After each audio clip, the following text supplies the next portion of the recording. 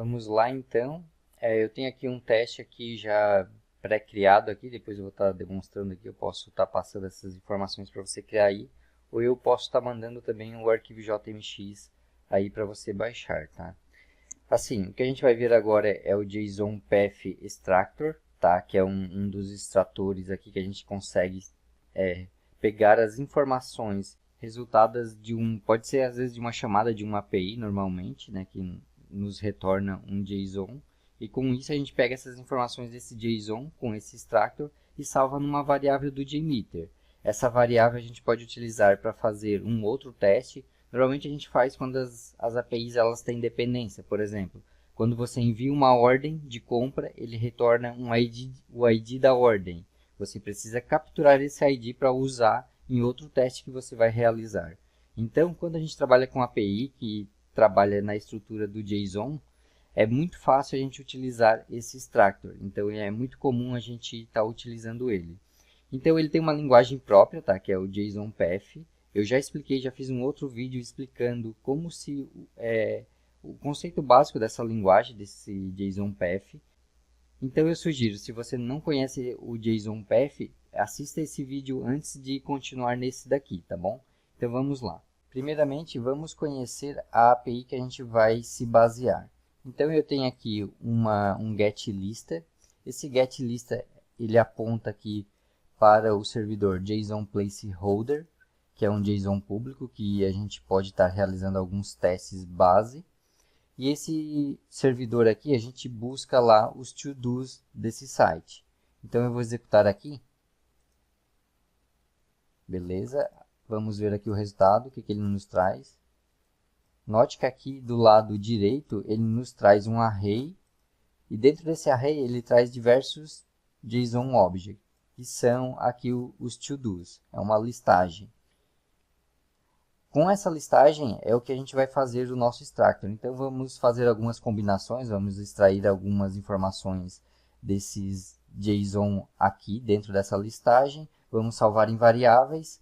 E no final, iremos fazer uma requisição do tipo post.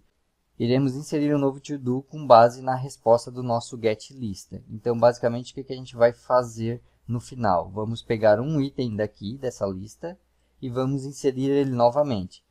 Como que a gente vai fazer isso? A gente vai usar o JSON Path Extractor ali, e vamos salvar esse carinha aqui inteiro numa variável.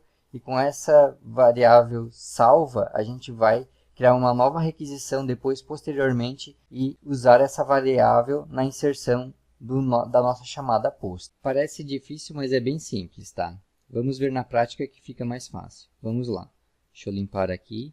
Então, aqui está a nossa requisição. Eu vou começar adicionando aqui o nosso elemento extrator, que ele fica aqui no post processor, e tem o nome de JSON Extractor. Ok.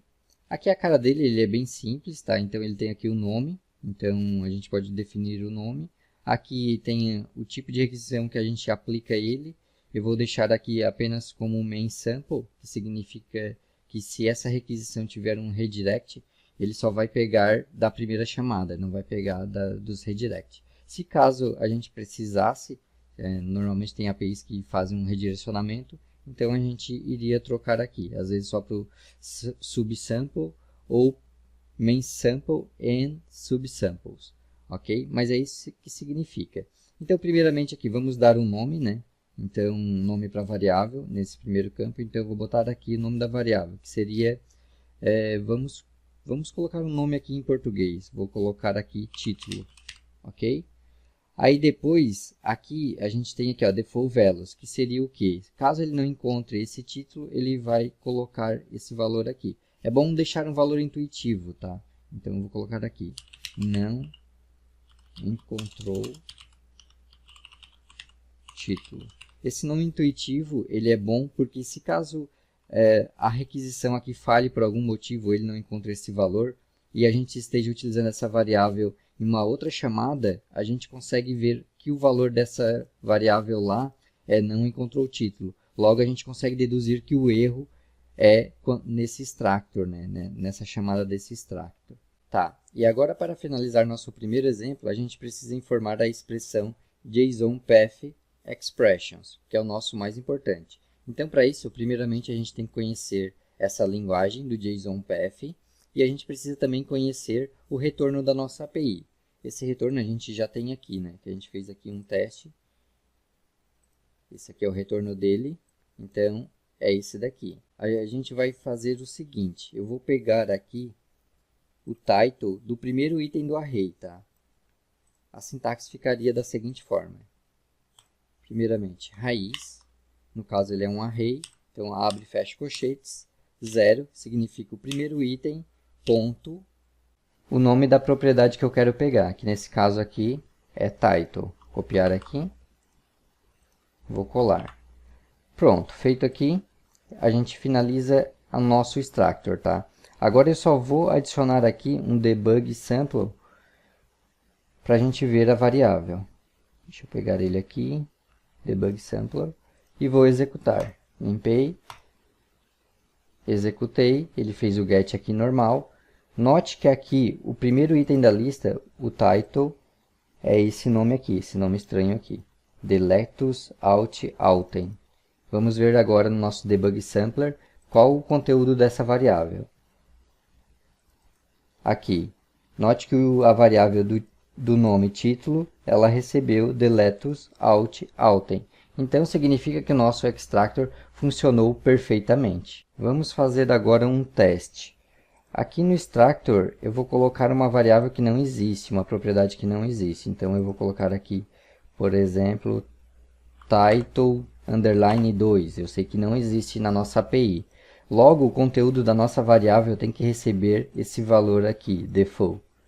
Vamos executar para ver. Limpei, executei, vamos ver o resultado do nosso getLista normal, o debug sampler. Note que aqui o título recebeu o nosso default valor, que é não encontrou título. Isso aqui é muito útil, porque se caso aqui acontecesse qualquer tipo de erro, lá na nossa variável a gente iria receber aquele valor default, que seria não encontrou título. Com isso a gente consegue deduzir que o erro não é da chamada que a gente está fazendo, onde a gente utiliza essa variável, e sim lá na chamada do extractor, facilitando assim o rastreio do erro e economizando tempo investigando. Agora iremos capturar o valor e inserir uma requisição post. Eu vou pegar aqui, vou duplicar essa chamada. Dupliquei ela aqui porque ela é bem parecida, tá? Só deixa eu remover o extractor aqui. Ok. Vou trocar aqui para post. E pronto, agora só preciso inserir aqui o nosso payload. Eu vou copiar aqui o payload do nosso get, que ele é bem parecido, tá? Eu vou copiar ele aqui.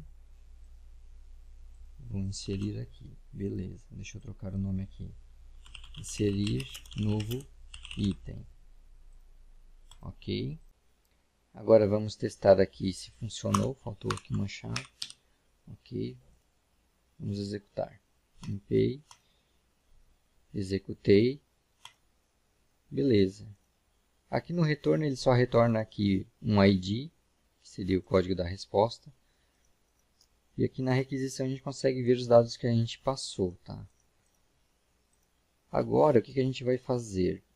Ao invés, deixa eu arrumar aqui nosso extractor primeiro, para a gente pegar o título certinho. Aqui. E ao invés de a gente passar aqui o título fixo, a gente vai passar o título da variável. Então, cifrão, abre e fecha chaves, e passa o nome da variável, título. Beleza, vou trocar aqui o user ID e o ID aqui apenas para ficar diferente, tá? Vou colocar aqui também true. Note que aqui ao invés de a gente passar fixo o título, a gente está passando o conteúdo da variável que a gente obteve no get usando o nosso JSON extractor. Isso é muito importante. Então vamos limpar e vamos executar.